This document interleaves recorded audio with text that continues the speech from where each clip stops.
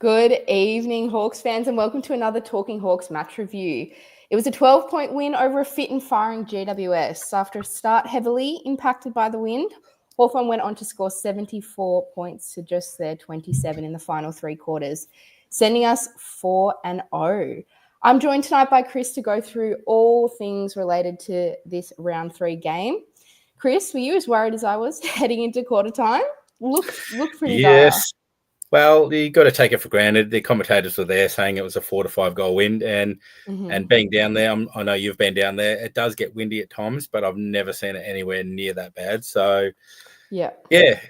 But it was probably the start of the second quarter where we didn't capitalize in the first 10 minutes, where then I was starting to get really worried. Yeah, I know. It was a bit of a start that you knew the win was there. Okay, we lost the toss. We're going to go against it. But, you wanted to see a shot or two to show that we were up to it. And it just looked like we couldn't get anything going at all. I'm like, I feel like this has got to be more than the win, surely. But, yeah, as you said, we came out second half. Still started a bit slow, but once we got into it, really got that domination in that midfield. Thanks to, the likes of Miki and C-Mac and all those guys who are, not necessarily your A-grade players, but, geez, they stood up. Yeah, they did. Yeah, no, Cam McKenzie's like just taking it to another level. I thought his first few games he had already raised the bar, but he just took it to another level on the weekend. And, yeah, it just shows the confidence that Sam Mitchell's got in him. Wardy was okay again. But, yeah, like you said, not relying on the same guys every week.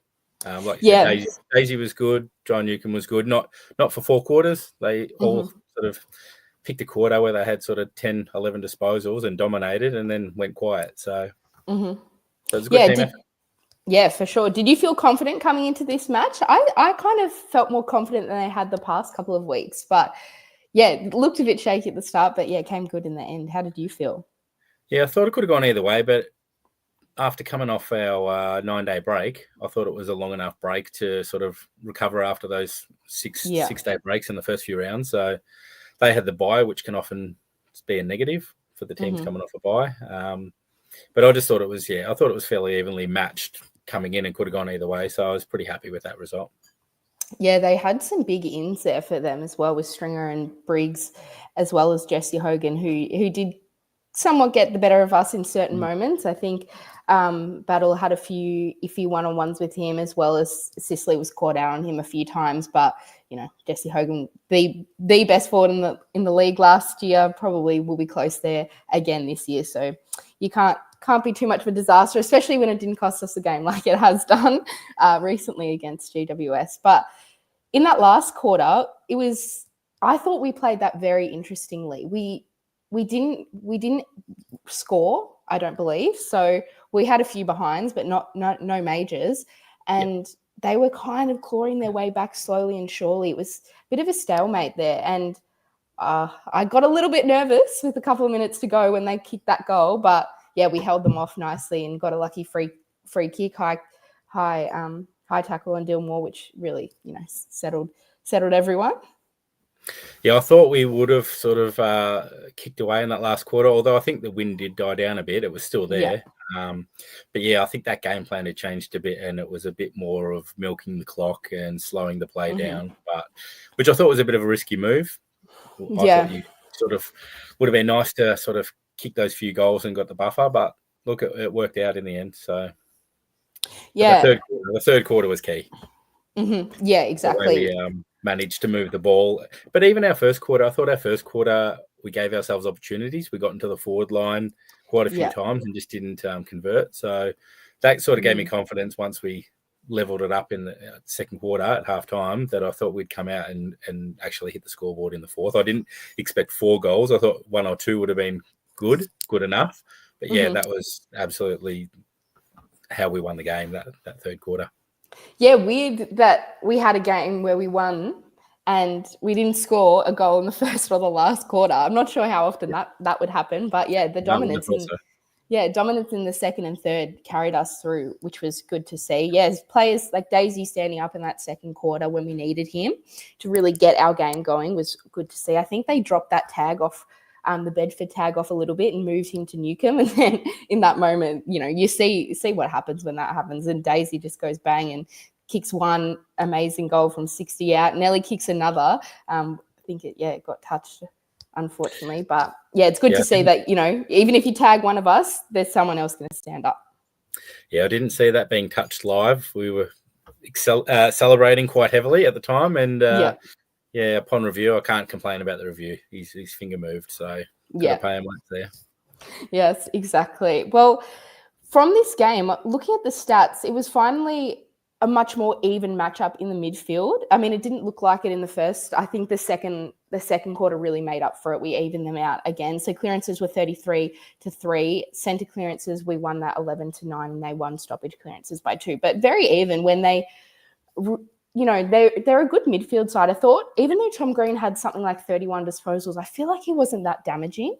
Callaghan was one that, started getting off the leash early, and Mitchell had the smarts to move him straight to Callaghan, which was good to see that we can still pull that lever and it can still be effective with Finn. Well, you sort of predicted that one, I think, didn't you, last week with Matt? Well, I think, I was talking about using Finn, whether it was going to maybe Whitfield, because Whitfield had dominated us, the last couple of games, and he looked like lively as well in that first quarter. And I was like, it's got to go to someone, I think. I thought maybe Whitfield, but he went to Finn, and that worked out being right. Finn Callaghan, Yep. No, it looked like he went to both of them at certain times during the game. I think he was having a lot of good matchups, and it's good to see. Not only did he, when he used to tag, he would end the game with 5 disposals and wouldn't have any impact. But now he's actually, being able to add that into his game, and I thought he played a really nice game. I was chatting to my dad about Finn's game and how he often starts pretty slow. Like, he'll get some disposal, but he'll turn it over. And we talked about before we started, Chris, about how his disposal we thought was down, but when we looked at the end result, it was actually up in the 70s. And I think that's because he just runs out the game so well. So he starts slow, and then third and fourth quarter, he just runs over the top of everyone. And his disposal, especially quick handballing, that's definitely improved for Finn. Well, I was watching the game with Mitch, and I looked at the stats, and I was like, Finn's actually second possession getter and he was actually racking them up at the time. I'm like, how funny would it be if he was leading possession getter at the end of the game, which wasn't too far off. I mean, Cam McKenzie had a day out with 30, but Finn finished with 25, which I wouldn't be surprised if could be his career high. I'd have to double check that. All you guys out there can confirm that for us. But he had a great game in the end. Mm-hmm. Yeah, I thought him and Mackenzie were definitely the ones that stood out. And this is going to be a conversation that we'll have to have, going into the bye now. We've got a game other side of that bye against a Port side that we've had history with recently, and potentially inclusions from CMAC and Warpool. So you think two guys have got to drop out of this side. So, it's an interesting conversation to have there when your so-called depth players are playing that well. And Shane's actually available as well. No, Scrim's the week after the Port game. Okay. Okay. But Shane's got it on point here. When I reference Frenchie and Ward as depth players, McGuinness as well. I don't think they're just depth players anymore. They can really push for a spot in this side. And it's, I'm sure everyone here saw Huswaite's stat line from the VFL, just absolutely dominated. I think 38 or 39 disposals with a ton of clearances. And I watched most of that game and he just looked alive. But it's so hard. But it's the best problem to have. Well, we may as well quickly touch on that while we're there. Played North Melbourne at Box Hill City Oval, and we're down for most of the game. North got a bit of a jump and held the lead for the majority of the game. And, come storming home with 4 goals in the last sort of 10 minutes of the game to sneak the win. It was good. Yeah. Thought Ned Reeves was good. You said you watched a fair bit of it. I was just about to say, Reeves did some great things in that last quarter, taking contested defensive marks as well as getting, some clearances and things like that. So, good to see Reeves plugging away. But, it's going to be hard to top Meek. Maybe we should have a chat about him, because I thought it was one of his better games for the year. Just so dominant when we needed him. I just love watching him. He's so consistent, so reliable. He got highlighted on the Sunday Footy Show, I believe, for just how influential he was in that second quarter, and his running ability. For someone so big, he can move up and down the ground so well. He's like the perfect combo of the 2 current rucks we kind of have in the league at the moment, which are the big, bollocking rucks like Riley O'Brien and guys like that. But then also you've got TDK style rucks who are athletic and that fourth mid. So yeah, I love what Miki brings. Yeah, he's got such clean hands to get the ball off the ground and handball it out to one of his players is quite elite for a big guy. So, and he hit the scoreboard, kicked a goal as well. So yeah, he's making the ruckman accountable down the other end of the ground as well. And what I notice is that, Newcomb and Daisy aren't afraid to go to him. Like, you think other rucks, you wouldn't handball to them, you wouldn't use them in your transition game, but they go straight to him all the time, and it works. Yep, absolutely shows the faith that the players have got in his ability. So yeah, and he proves it. So why not use him, because he's a good link-up player. Yeah, it's good to see that he's still got that, still got Reeves on his back, playing well at Box Hill to make sure to keep him accountable, which you love to see. Yeah, like you said, he had a slow start to the season. So, I mean, he could have, Sam could have made that move at some stage, but I think he's just solidified his spot as number one. I think, yes, Sam, speaking of Sam, I think his coaching was really on show. This game, he didn't panic in that after that first quarter, like a lot of our supporters probably were. He was just like, "Yep, just back your system in," and that's exactly what they did, and it paid off. Made a few nice moves in terms of like the Finn McGuinness tag as well, and just I really like how cool, calm, and collected he is, and the fact that he's got so many different things he can throw at an opposition side. Here's a good question, just to change up that topic. Does CJ stay in the team when Scrimshaw comes back? Or, well, maybe who goes out when Scrimshaw comes back in, I guess, is probably the better question. Yeah, it's a very interesting one. I can see kind of two thoughts. I think CJ has been going pretty well in his role, but yeah, I think like Con has said here, there's a thought where maybe Harry Morrison drops out, who has been playing really well, I think. But even if he plays well, we saw it a few times last year where he did exactly what he needed, but he got dropped. So maybe they drop him and move CJ a bit more onto the wing, Amon a bit more onto the wing, something like that. Or if CJ doesn't play well against Port, maybe that's the move that needs to be made. But yeah, we'll have to wait and see. As we said, we've got a few guys coming back, and even with this win, like we weren't at full strength. They, got a lot of their players back. So yeah, to get that win over what essentially was the other undefeated team who look like they're going to make top 4, top 8, great to get that win. Yeah, it just takes a lot of pressure off too. It's like, well, we can afford to drop a game or two now. It's not critical that we keep winning like we had to do at the end of last year. We can, not that you want to lose, like you want to keep that winning form, but it's just a lot of pressure's off, and we've sort of delivered on the expectations of everybody, really. Media, the fans, the club, I'm sure themselves would have that high standard that they want to reach, and I think they've absolutely, couldn't have done any better. The margins are small, so I'm probably putting that down to our defensive setup, but we're well and truly capable of scoring 100 plus any odd week. So I think it's sort of the defense that's sort of been winning our games so far, and there's lots of room for improvement, I think. Yeah, which is another thing. I mean, Mitchell in all of his press conferences have been talking about this year, hey, we're still not at our best. We still have to keep improving. He even said after the win last week that the way we're playing right now is not going to stand up in finals footy, which is, a strong remark to make about a team that's going so well. But I like that he's going to keep pushing these guys over and over, just focus on all year about how, hey, it's not a marathon, it's not a sprint, it's a marathon. And yeah, it's still a long way to go. But I've always talked about after the first 6 games, if we were 3-3, I'd be happy. And now we can only go better than 3-3, even if we lose the next 2. So great, I'm happy. And to be honest, with Port Adelaide's form, I'm struggling to see how we lose. Well, yeah, they will have Butters back. I'm nearly positive about that. That's all the readings. But will he be 100% fit, ready to go? I think they think they play St Kilda next week at Adelaide Oval. I just don't think we want them to lose that one. I think we want them to get the easy win there. So they're not too angry coming in against us, which they probably already will be based on, what happened last year. Well, there was a lot going on, wasn't there, after that game and continuing through the off season. So it's going to be a pretty big build up to that game for both teams. I mean, they're going to want to come out and prove a point themselves, as do we. So it's going to be a great clash. Yeah, I think I saw a few people saying Ward out for Scrimshaw.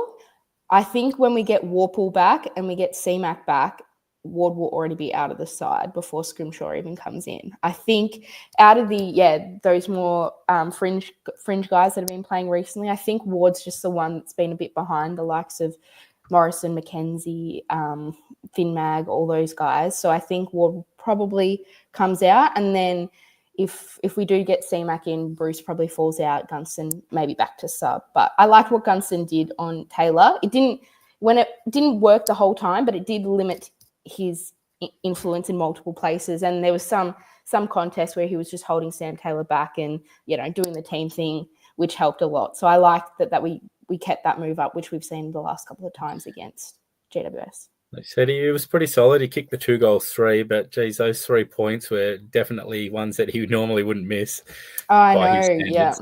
And at crucial time of the game too, early on, where we could have used those goals. But you can't blame any players or particular moments. But no, we hit the post 3 times.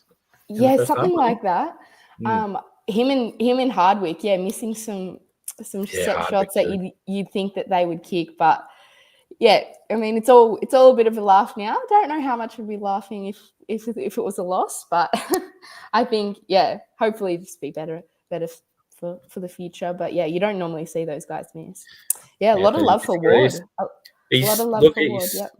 Yeah, I said in the 6 points that he's like Cam McKenzie. His stats have increased this season from his career average, and he's played some great footy. Maybe he wasn't as good on the weekend. Sorry, just looking for his stats. Where are we? Yeah, a little bit down. No, sorry. Must have missed his name. Ward. Oh, no, 22, which was up there. So, I don't know. It's a really tough. I'm glad I'm not making these decisions. We can talk about what we think's the right move, and like you said, how you justify it, and whether it's on their form or particular matchups. But it's definitely not an easy decision. Oh no, I mean, if C-Mac and Warple are fit, they 100% have to come in. They clear best 22, so someone has to go. I don't know. I mean, I spoke with Matt a little bit about Ginnivan. Would they ever drop him? He seems a bit off. I wonder if it's because of an interrupted preseason. A lot of mixed comments. But speaking on Ginnivan, he's had the interrupted preseason. Is he still carrying something slightly? I feel like he's still getting involved and up the ground and getting some good touches in, but just not getting on the scoreboard as much as we would expect from him. But I wonder if he gets rested sometime soon. Maybe they just call it a rest. I doubt he ever goes back to Box Hill, but he's got the bye, so that'll give him time to rest. But I think, like you said, he's just not getting the accolades he deserves. I think he's in the top 10 in the league for goal assists or something like that. So yes, maybe he's not hitting the scoreboard himself, and just being as electric and exciting as we're used to seeing, but he's playing his role, and like I said, Tom's gone there, playing a different role. But I do think he is slightly hindered coming off that ankle injury he had. I mean, I don't think I would go there yet. I know internally they really value his footy IQ, especially in closer games and things like that. A lot of players look to him as the most recent grand final player in the team. So I think he's just been letting Watto shine a bit recently, which you love to see. Maybe we should have a chat about Watson. I can't believe we haven't spoken about him yet, and he was probably best on ground or one of. Yeah, very close. When you got a small half forward racking up 20 plus disposals and not just 20, it was really impactful. He sort of sparked us, didn't he? Sort of Yeah. took the other team on and really broke the game open at certain stages. So, yeah, it was really impressive for him. You know, he backs himself and he just executed. He doesn't really make many wrong decisions and he's super clean with the ball. Just love him. Yeah, I know. What a great player to watch and have on your side for sure. Like I don't know how much I'd love watching him play for another team, but yeah, he's just so good. He's like 21 disposals, I think it was. Just an insane stat for a small forward. Like just great. And his ability to get involved and have impactful touches and 1%ers and those things that really lift a team. And obviously the group loves him. And yeah, it's good to see him finishing off some of his goals as well, which was great to see. Just kicked the one, but I thought the way he moved around the ground, he was so imposing and menacing and was ready to boom at any time. And yeah, that you could tell GWS were worried about him. 9 score involvements, 1 direct goal assist, but 11 contested possessions. Just wow. So he wasn't going out getting the easy ones. No, absolutely not. And that's 86 disposal efficiency. So yeah, ripping game. Yeah, unbelievable. Just I love when you have those small forwards that can impact up the ground. I mean, Dylan Moore, he was really lively in the early parts of the game when we were struggling a bit. He just gives 100% effort, as do all of our small half forwards, I think. Yeah, but he's just got Watson just has that special magic dust that just makes everything he does look amazing. What's your opinion on Kerry's comment? Yeah, finally got a few frees. Yeah, I think he was interviewed after the game and said they asked him about whether he's, about his free kicks, and he's like, well, yeah, thank God I was getting them because I think a few have been missed in the last couple of weeks. So yeah, you've got to. He's hard to tackle. It's not his problem. He's 5'8". I think Sam was questioned about the Wiz having a few more centre bounce attendances, and I think he sort of agreed that it would happen, but he just wants him to concentrate on playing his current role and nailing that first, and then they'll sort of expand his repertoire further down the track. Mitchell's been pretty steadfast on saying for the young kids to get really fixed in that role. That's why you see the likes of mainly Hardwick, Sicily, those older blokes that can go back and forth pretty easily. I thought Weddle had his best game for the year for sure. He's one that goes forward when he plays in the ruck. So they'll let Chol take the centre bounce and he'll start forward. And I really liked how that worked. And it's been getting him in the game a little bit more now. And also he didn't have a tool to play on. So he was a lot more looser, which was good to see. I really liked seeing Weddle. I've been calling for him to get in some games more because he's only been getting, 9, 10 disposals each week. But it's good to, see him really impose himself and take some great marks in defense as well, which I love to see. I'm still really filthy. He makes some really good runs off, when someone's got a mark or a free kick and they keep burning him, not giving him the hand pass. I'm getting really frustrated at that. But, anyway, he was pretty solid. And, maybe got a bit of a mark that maybe shouldn't have been paid. Oh, yeah. Yeah, saw opposition fans were chatting about that, but hey, it was... From the first camera angle, I'm like, yep, that was good. And then I looked at the other angle, I'm like, oh, yeah maybe not. Hey, we've got to, some calls have got to go our way, some don't. That's all right. I'll take what you can get. Not sure what you said, Lauren, but Tom 100% agrees with you there. Oh, awesome. Love to hear it. No, I think a lot of the chat talking about Dimmer. Got to go there. Yeah, I think they did around in the rooms after the media team, and they were asking, what's one word to describe it. And I think Sicily didn't get the memo and said Blake Hardwick chest marks, and I was like, actually, that really describes his role. He's you can tell that's how a defender marks the ball, but he just goes up true blue forward, takes the mark. Annoying that he missed that early goal, but I think he's getting involved a bit more forward, which is good. I like to see it. And, we didn't have one of their smalls go off at the other end. We could take care of that now. We didn't, Toby Green was pretty good, but he didn't dominate. so we're justified playing Blake forward. Yeah, we had that discussion on the night. It's like, well, yeah, normally, obviously, Blake Hardwick's played on Toby Green about 10 times and really held him well. And I was sort of like, who is playing on him? It was Sicily. Sicily played on him for basically all the night that I could see. And I thought he was really effective.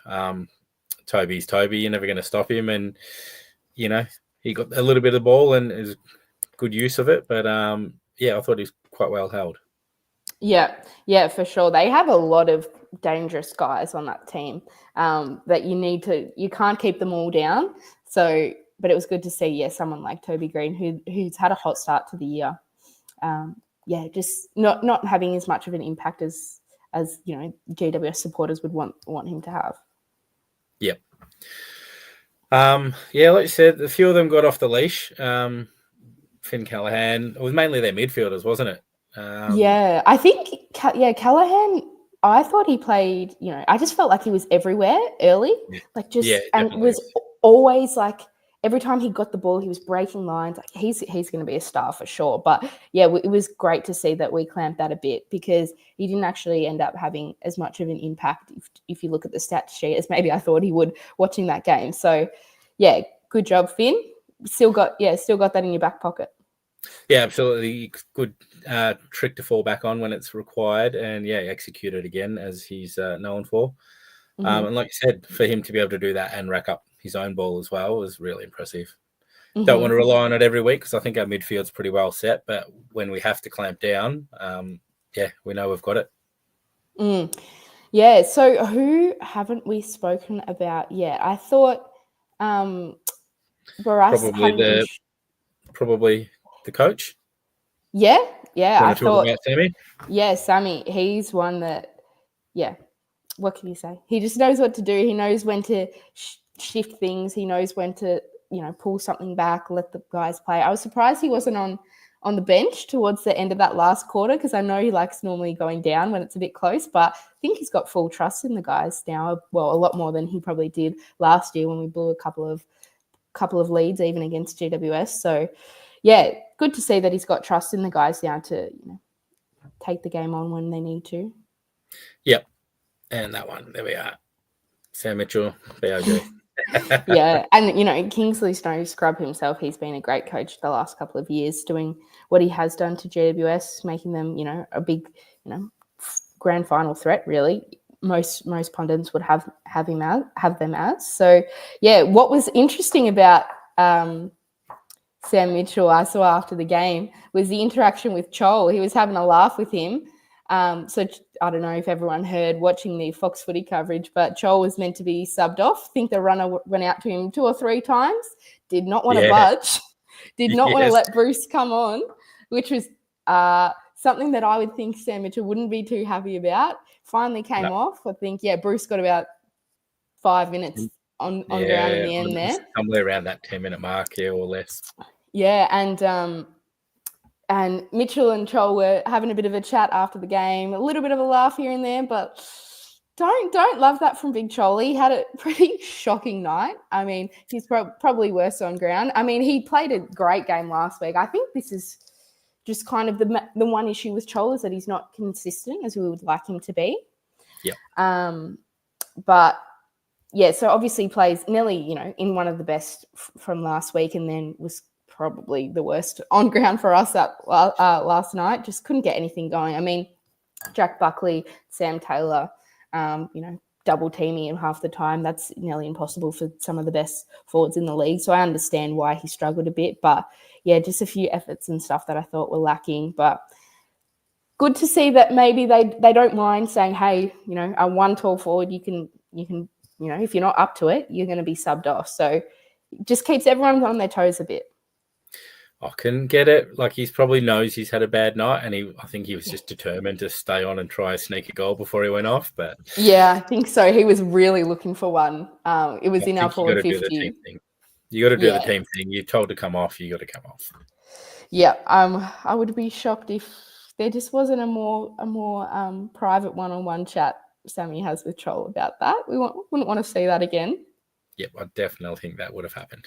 Yeah, but hey, we've got as you said, forget that we have, now a week off and then 2 weeks before our next game. So, we can really take a sigh of relief, sit back, enjoy, being 4-0 compared to this exact time. Well, basically this time last year being 0-4. So what I don't know how many teams have gone, 0-4 one year and 0-4-0 the next year. So it's definitely credit to the club, to Sammy, to all the assistant coaches that they have there. I think those, all those guys, you saw in the documentary before the start of the year how important those guys are. So, yeah, credit to everyone in the coach's box as well as the players, because they must have had a stellar off-season to get the start like this. Yeah, no, well, I'm sure would have been a little bit of a focus after last year's start. So, and yeah, like we said, if we were 3-3, we would have been happy. I don't know what their internal goals were, but it's probably the old cliche, 1 week at a time. And whatever they're doing, it's working. I mean, I'd like to win by a bigger margin than sort of the 20 points we've been winning by. But yeah, a win's a win, and we'll take it. Yeah, we've had some decent oppositions, really. We haven't played anyone. I mean, Essendon might be down lower this year, but they just beat Port, so they're no scrubs either. So I think, yeah, it's good to see that we're getting the wins. But yeah, hopefully we do have a run of playing West Coast, Richmond, and then Melbourne. Pretty sure in that order after we play Geelong, I believe. Yep. So hopefully, you don't want to sound, too up yourselves, but those games should be won, and should be won, most of them by a bit, if we're the team we think we are. So, yeah, I think we've got 2 more hard games before we get a bit more of an easier run. Yeah, and then I did take one more step further. I think we were Gold Coast at TIO Stadium after that. So that will be the challenge, I think, the biggest challenge. When the fixture dropped for that game, I was like, every other game, I think we could have a chance. I think this one is just going to be, unfortunately, a write-off. I think it's off a 5-day, 6-day break as well. Oh, okay. Up there. So, yeah, good luck to the side. I mean, I think we've gone up there once or twice to, no avail. So I think it would take a big win, but hey, we'll stick to focusing on the present rather than the future, because the future's unknown. We don't know what we'll be like by then. Yeah. Here's Tom with a fair comment assessment. Hawks haven't played 4 quarters yet. Totally agree with that. We've been outplayed by every team this season in at least one quarter, where they've sort of well and truly beaten us. But I think, like you said, besides the GWS game, we haven't really conceded multiple goals in a row. Yes. I mean, with that wind advantage, you can't stop that. So that's an anomaly. But yeah, the fact when we're being dominated but not conceding, or being able to, kick back with one just to sort of get some momentum back, or just, I think that's been a good part of our game this season. Yeah, I think, totally right with that point about having, us not concede that big run of goals, besides obviously due to the win. But even then, that was 5 goals, I think, which, at times it was looking like a lot more.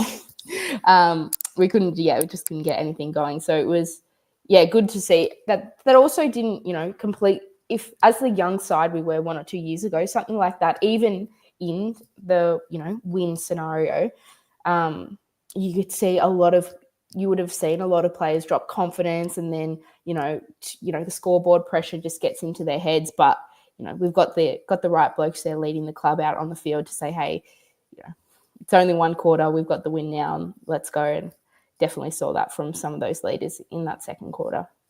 Yeah. Where's this one? Stefan's telling you just to calm you down. I was getting a bit ahead of yourself. I'm calm. I'm definitely calm. We'll just, as I said. No, but you're right. It is a soft run, and we should clean up those 3 games in that middle period. Yeah, I mean, if we drop one, there's a big lesson for you. But as I said, we'll wait and see for sure. I think some of the games that you drop, you just get complacent and probably go, oh yeah, well, we're going to win this. Just turn up and not sort of play properly. Because I mean, we're the benchmark now, and every club's going to be out there to get us. So they're going to be trying their hardest. Everyone we play will be absolutely out there to try and get a win. So And Richmond beat Sydney last year, so won't forget that.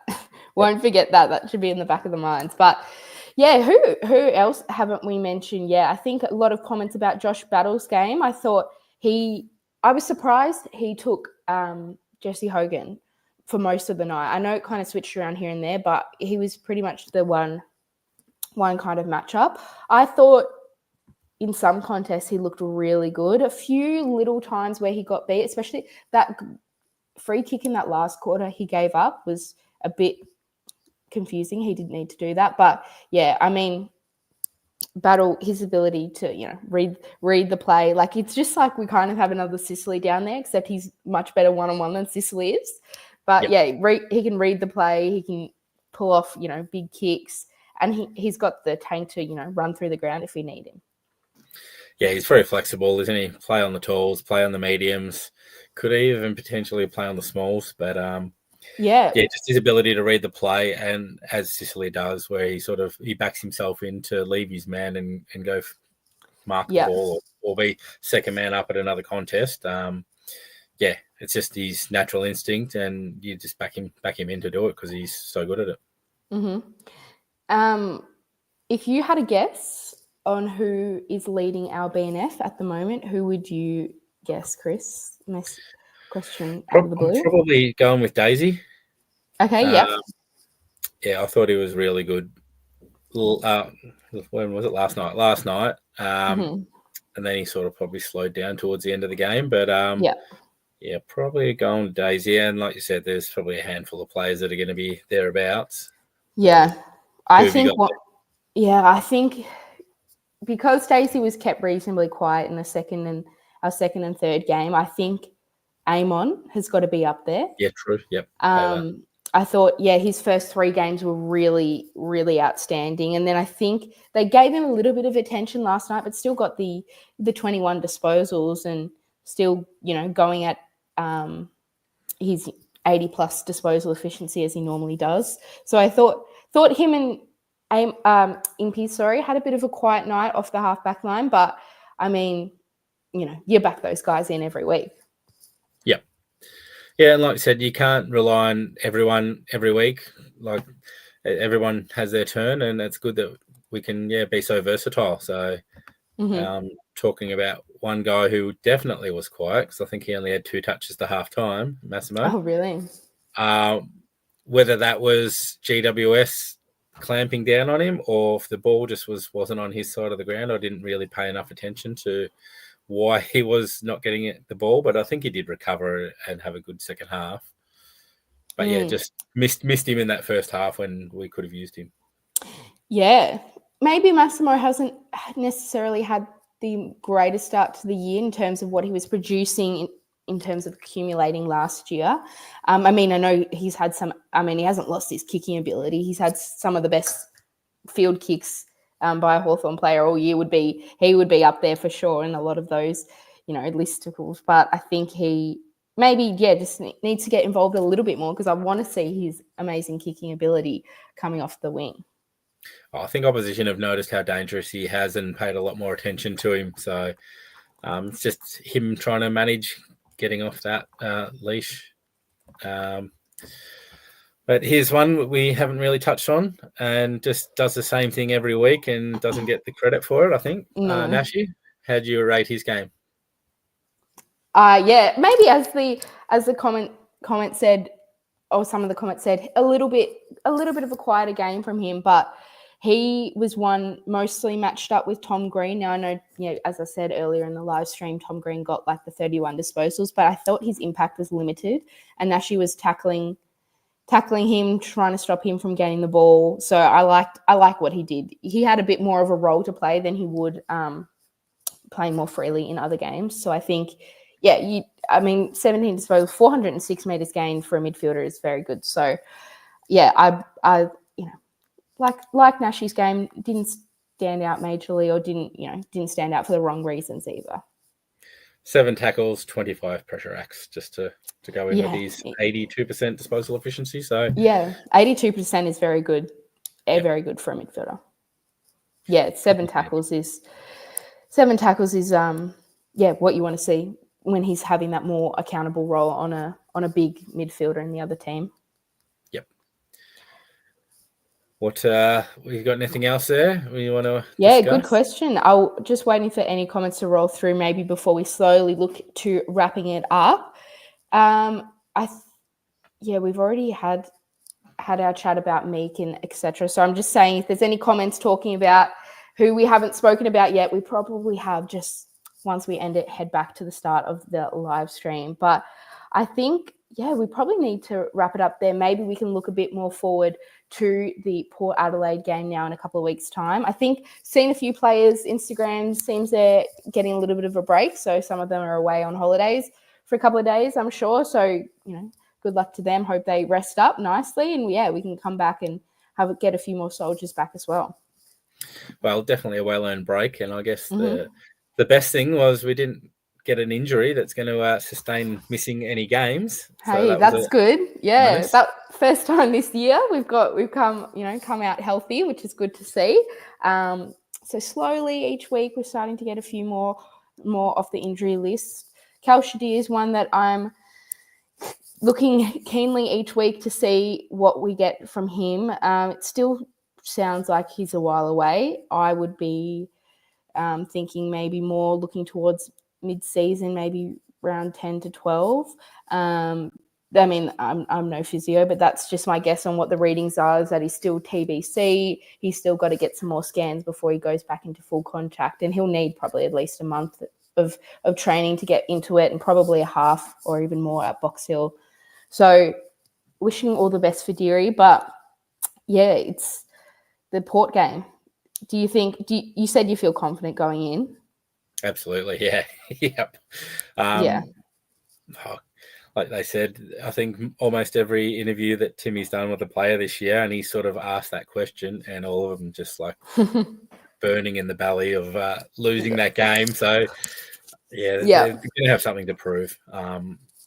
Hopefully they can, redeem themselves and get that win. But just touching on Kalsha, like you said, I think they said he's upped his training load. He's gone from jogging or running in straight lines to turning. So he's getting closer. And I'll agree with you. Like I said, I think he's got another scan due in a few weeks. And then that'll be like the definite ticking in the box where he'll be, come back through Box Hill. I can't see him as good as he is coming straight into the team. It'll definitely get through Box Hill. But looking forward to that. Same as Mitch Lewis. He won't be straight back in. He'll have at least 1 or 2 games at Box Hill for sure. So, they're still going to be a whiles away, our tall forwards. But, what you said about how keen they are for the Port game. I'm glad we also get to play them later in the year, except it's at Tassie.